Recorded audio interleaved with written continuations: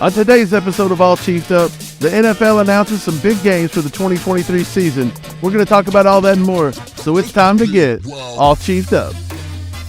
What is happening, Chiefs Kingdom? Welcome back to All Chiefed Up. If you're new to the channel and you love the Kansas City Chiefs, hit that subscribe button right now.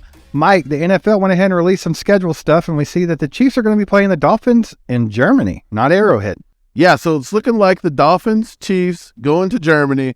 We originally thought it was going to be the Bears. I don't know how that report got leaked or what happened, but the Chiefs didn't want to lose the Bears game. I don't know what that is. I think the Tyreek Hill thing at Arrowhead would have been better than a Matt Nagy versus Bears reunion kind of thing. So I'm not for sure where the NFL's head at was with that one. But I obviously think this is going to be a big game no matter where they play it, Steve. Chris Jones actually tweeted out today that the NFL saved Tyreek and saved Cheetah. So it's looking like everybody's still pumped about it. I don't think it matters where they're playing the game.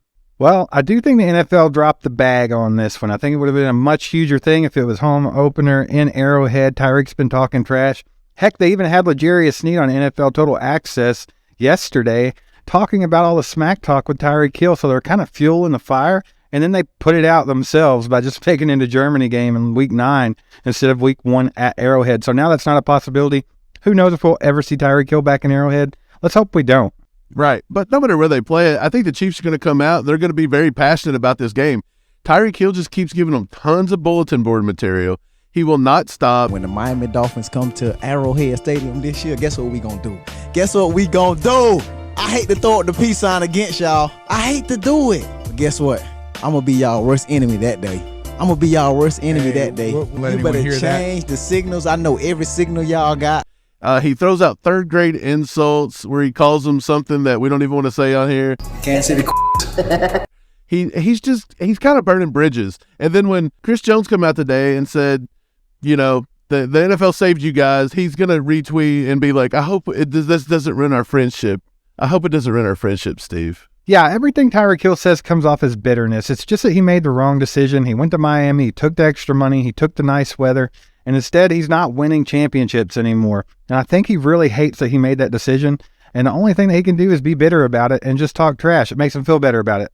Yeah, a couple things about this game in Germany on week 9. One, the NFL is betting on a healthy Tua, or else we're going to see a backup quarterback get slaughtered by the Chiefs in Germany. So I don't think that helps their ratings.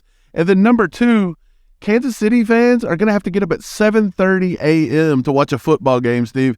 This is out of control. The NFL, what is their deal with the Germany games? I get trying to expand this overseas a little bit, but you're doing it at the expense of real NFL fans. Nobody wants to get up and watch a football game and have coffee at 7:30 in the morning. It's not even that, but it does take a home game away from Kansas City fans. That would have been an Arrowhead game, I believe.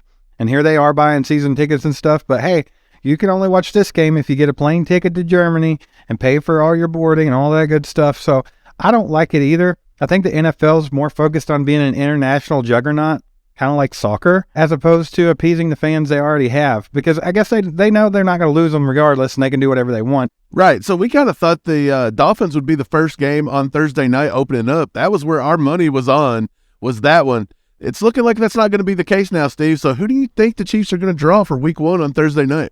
I don't know. If there's any truth to Don and Kelsey accidentally leaking that the Eagles and the Chiefs are playing in week 2, then I have no freaking idea, man. I don't know if there's anything to it. The only thing I can maybe figure is they go ahead and throw a divisional game in and have us playing the Donkeys in week 1, because they always like to try to pull Russell Wilson and the Donkeys into some kind of a primetime situation, and that would be their perfect opportunity when they're playing Patrick Mahomes and the Kansas City Chiefs. Yeah, I don't mind the Broncos in week 1. I think that's an easy win. But I like to steer clear of all the AFC West rivalry games that early. We do tend to play the Chargers early every year. I think last year we played them in week 2.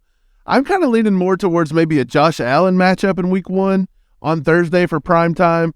But at the same time, this is week 1 of the NFL. All eyes are going to be on football in general. It's going to be on the champs in Arrowhead. They could bring in anybody, and they're going to have a nice game with ratings. So I don't really know who they project. I think my money's on more of Aaron Rodgers and the Jets at this point to open up the season, just to get Aaron Rodgers out there and acclimated to that stupid green Jets uniform. Absolutely. That's what I was getting ready to say. If I had to put my money on it now, knowing what we know, I would probably go with the Jets. I think that makes the most sense. It gets the most headlines and the most eyeballs watching the season opener there. We also know that the Chiefs will be playing the Bengals on New Year's Eve in Week 17. It looks like the NFL has gone with a typical script of here's a game with two good teams, has playoff implications. We're going to make it wait till week 17. That way we can have the hype for weeks and weeks before the game comes up. People can talk trash. The mayors can make stupid videos and things like that. So I think that's where they're going with that one.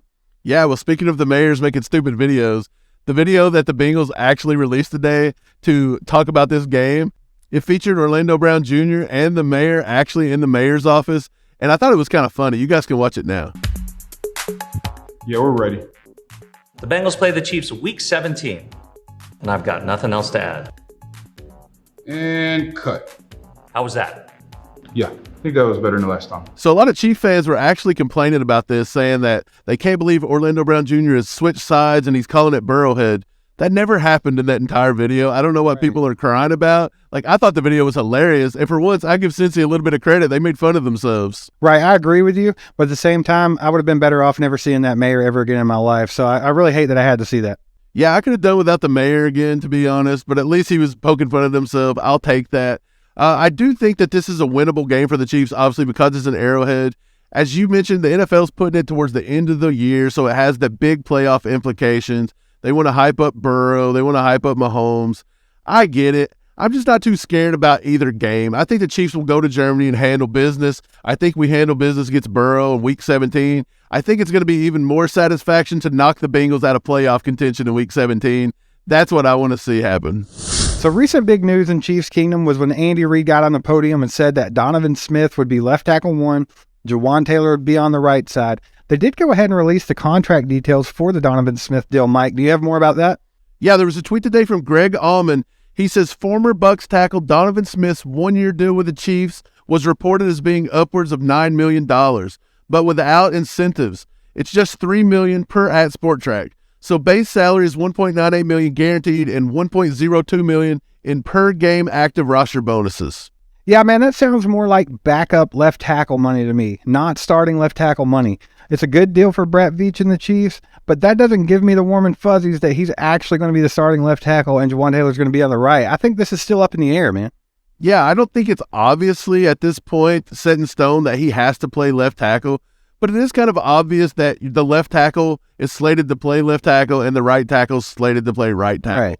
In no way is that like any kind of groundbreaking news, but I think the big news that everybody was trying to digest was why you maybe possibly overpaid to get Jawan Taylor here, and then you pumped him up as a left tackle, and then now you've signed Donovan Smith for basically backup money, and you've already given him the job at this point. But at the end of the day, I don't think by any means Donovan Smith is locked in at left tackle. According to this contract, it looks like you said it's more backup money. So if he plays to a high standard, great, you got a good deal. And if not, we just kind of use him as a swing depth tackle and we put him on the bench and there's no harm, no foul here. Right. The great thing about it is the Chiefs have awesome depth at the offensive line right now because you do have that option of playing him at left tackle, Jawan Taylor at the right. You still have Wanye that could be learning left tackle or right tackle. You got Darian Kennard, you got Prince Tega-Winoga, you got Lucas Niang. Got all kinds of guys that can interchange and kick inside and play guard as well. So I like where the Chiefs are as far as offensive line goes. I think they're in a good spot. Sport Track actually comes out and says that it's only $3 million, and that's after all kinds of active roster bonuses. So I don't know how there was a $6 million disconnect there.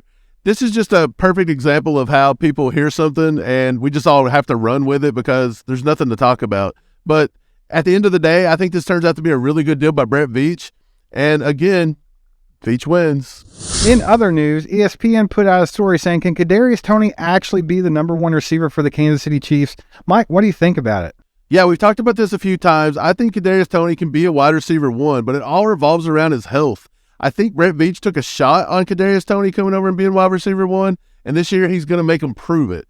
We didn't give up a lot to get him from the Giants, but at the same time, we gave up something. And now that we're not going out and grabbing big names this year, I think a lot of weight falls on Kadarius Toney's shoulders to prove that he can be the number 1 guy here. Absolutely. I think he has the ability to. Just from his athletic ability alone, he garners double teams a lot. And then if you have Travis Kelce on the field who also gets those double teams, that leaves Sky Moore and Rashee Rice to fill in that Juju role. And then you still have MVS who can beat you over the top. And he's just a big guy. If we could get him high pointing the ball and playing a little more aggressive, there could be a lot of good elements to this receiving room.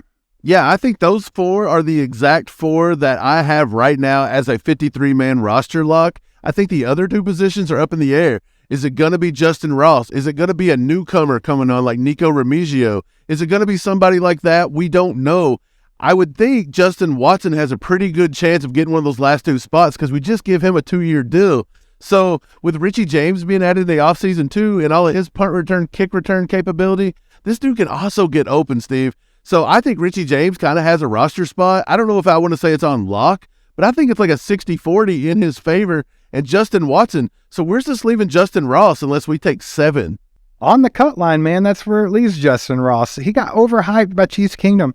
Like we said before, it's not necessarily fair to that kid for everyone to throw him into being the Pro Bowl or the next D-Hop or whatever they wanted to say, because this guy might not even make the 53-man roster. It's a really crowded wide receiver room. There's going to be a lot of competition, and he might not make the cut. But either way, man, I'm excited about it. I think it's awesome that we have that many good wide receivers because people were worried about the wide receiver position pre-draft. I hope that Rashee Rice made everybody feel a little bit better about it, but I think we're solid in the wide receiver position. You hit the nail on the head, Steve. Everybody was overhyping Justin Ross. That's what happens during the offseason. That's what happens when you win a nice feel-good story. And I personally like Justin Ross. We've said 1,000 times, man. We mocked Justin Ross here as early as the second round before we found out his medicals. We're never against Justin Ross, but I think you had to pump the brakes a little bit. Even when Mahomes come out throwing with him in Texas last week and he was saying, this kid's awesome, this kid's awesome. Everybody was running with that like it was like the greatest thing ever. But it's like, what did you expect Patrick Mahomes to say? You think he was going to come out and say Justin Ross sucked? No, he's just going to come out and say whatever, and then we're going to overhype it like everybody always does. Right. It's exactly what happened last year with Justin Watson. Mahomes said the same thing. It was the whole story that he called Brett Veach and was like, where'd you get this guy? He's super fast, blah, blah, blah. And yeah, Justin Watson has been okay. He's been decent, but it's not like he came in and he was wide receiver 1 on the team or anything. But that's what you would have thought the way everybody was acting about it. So I think we have the same situation here. But either way, Kadarius Toney can definitely be wide receiver 1 on this team. And like you said, it all depends on his health. So I found an interesting graphic, Steve, by NBC. They actually posted up something that said the most wins in the last 4 seasons, including playoffs, and it named the Chiefs, the Bills, and the Packers. And the Chiefs were leading the pack, 62 wins. Closest one to them was the Bills at 51 wins. Is this any surprise? No, not at all. And what I found funny was teams like the Bengals were nowhere to be found on this list. Their fans want to talk trash and say that they own the Chiefs and yada, yada, yada, but they're not even in the same stratosphere, Mike. And then there was actually a fan that got on there and said, oh, it's cute that you pigeonhole it to just 4 years to make the Chiefs look good. Why don't we do the last 10? So yeah, why don't we do the last 10? The most regular season wins in the last 10 years, including the playoffs. Number 1, the Kansas City Chiefs with 129 wins. Second place, New England Patriots with 124. To round off that list, the Seahawks, Green Bay Packers, Pittsburgh Steelers, New Orleans Saints, Philadelphia Eagles, Dallas Cowboys, Buffalo Bills, Baltimore Ravens. I still don't see the Bengals anywhere. Yeah, the Bengals fans like to talk, but they're not relevant. They've only been relevant since Joe Burrow was drafted, and technically Joe Burrow was hurt his entire rookie season, didn't do anything. They've been relevant for maybe 2 years tops. It's Bengals fans. Bengals are going to bingle. That's what they do. Does it surprise you at all that the New England Patriots didn't have as many wins as the Chiefs in the last 10 years? Not at all. I think this is a lot of credit to Andy Reid coming in, changing the culture. It shows how successful he has been here and how he's implemented his style. Tag that up with Brett Veach, John Dorsey, even going back to him. Everything's just cohesively came together, and it's made a winning culture here in Kansas City.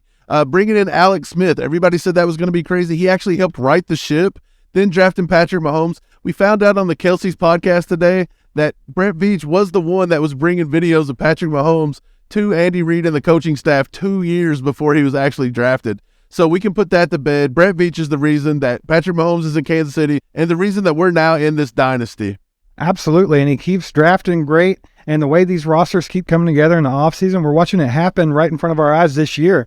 He just knows what he's doing, and he puts the Chiefs in the best position to win. So all the rage here lately is Mike Florio coming out and saying that expect Patrick Mahomes to again be the highest paid player in league history before week 1. Steve, everybody keeps asking us over and over, what's the news on the Mahomes contract? What's the news on the Mahomes contract? There's no news, right, Steve? No, I think this is all fabricated by Mike Florio. He put out a stupid story about a week ago talking about how the Chiefs were robbing Patrick Mahomes, and it wasn't funny, and he should be making way more money. And then just magically, a week later, he comes out with another story saying that before the season starts, he expects Patrick Mahomes to be the top paid quarterback in the NFL. We've talked about this time and time again. Patrick Mahomes should be the top paid quarterback in the NFL. All these GMs are getting ripped off by quarterbacks like Lamar Jackson, paying him a bunch of money, and guess what? He's not done anything for them. There's no Lombardis to show for it. He cannot beat Patrick Mahomes. So why are they paying these guys way more than Patrick Mahomes to begin with? Dude, that's just the media in this country. What do? They plant seeds, they make up fake stories, they get everybody fighting. This is the media's way of trying to implode our dynasty we're building in Kansas City. It's to try to turn Patrick Mahomes against the fans, against the ownership, against everything. It's not going to happen. Of course, Patrick Mahomes getting paid a crap ton of money. He's under contract for like the next 10 years. He probably will get a raise at some point. I think Brent Veach even said that they alluded that it's going to happen probably in the next few months maybe. But I don't think it's anything to worry about. Like, there's nothing to stress about. Mahomes is going to get paid. He's going to be a Kansas City Chief for life if Brent Veach is smart. And I believe Veach and Reed are smart. So it's going to happen. This is a non-issue. I don't know why people are making this a thing. He's going to get paid at some point. When he does, he's going to be the highest paid. And he's got the merit to back it up.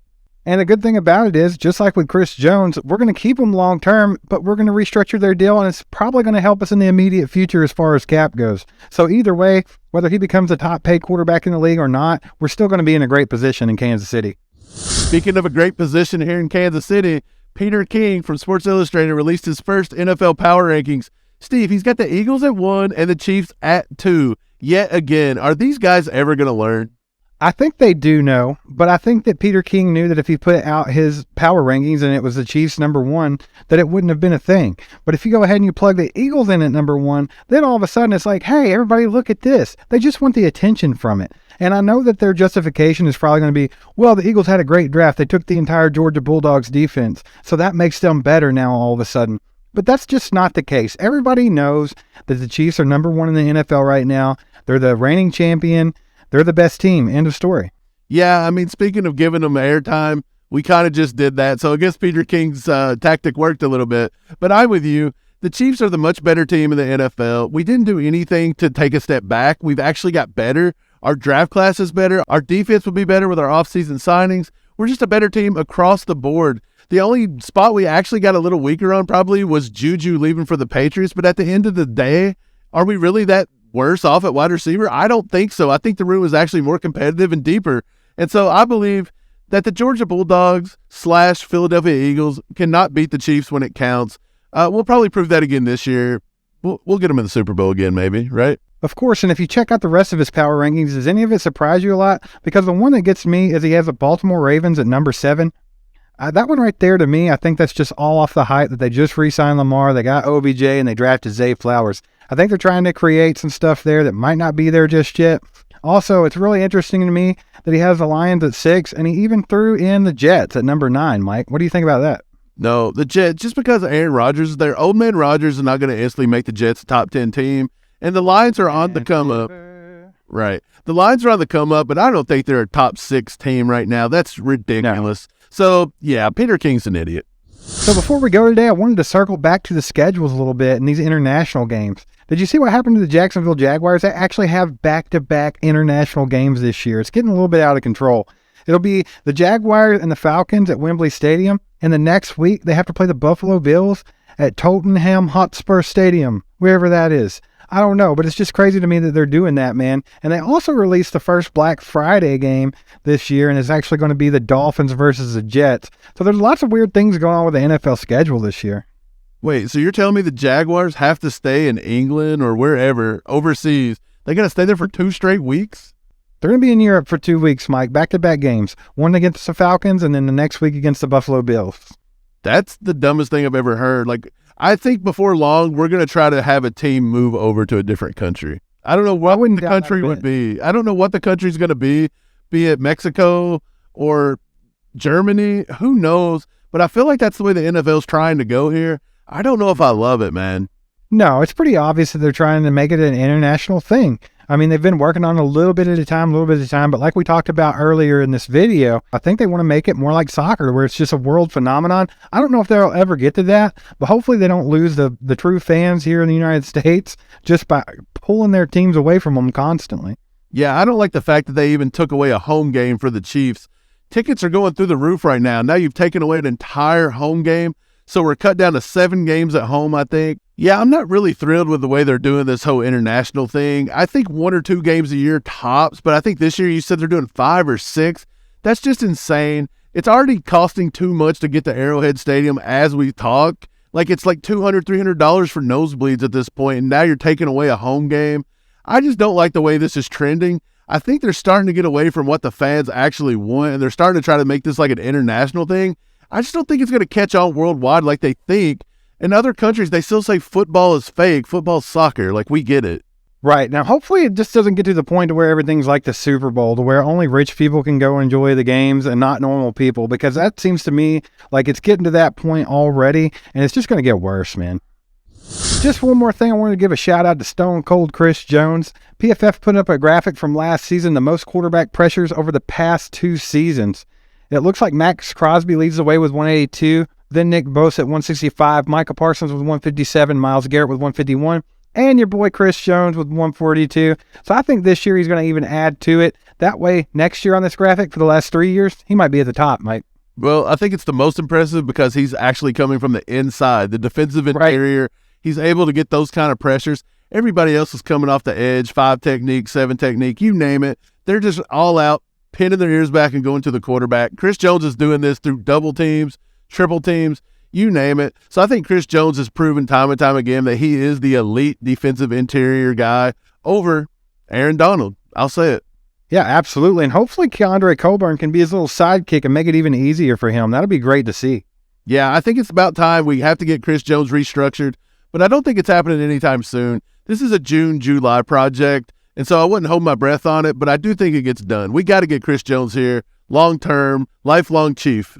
Speaking of Chris Jones, he tweeted out today, bring the shark back. We'll post every day until it's done. Mike, I know a lot of Chiefs Kingdoms are excited about getting Frank Clark back in KC, so that might be a thing. Chris Jones is going to keep pushing it.